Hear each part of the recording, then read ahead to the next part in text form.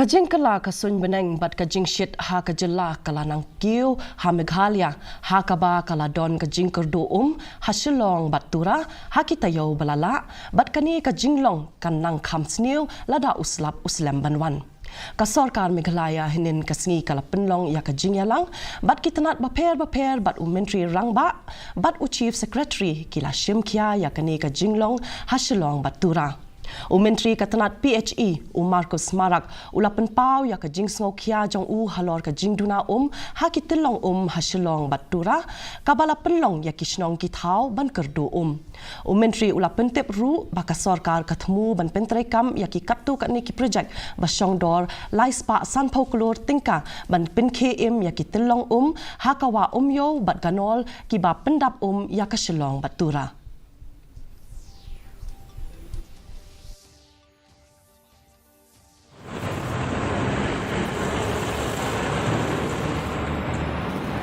In Shillong city, at least the water flow has already gone down. Flow of the water has gone down in every sources, even in Shillong also.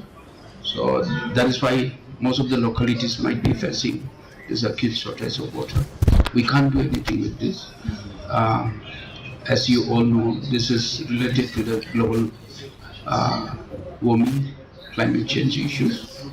Then in Garbhas also, in Pura also, you won't believe, now flow is only 20%.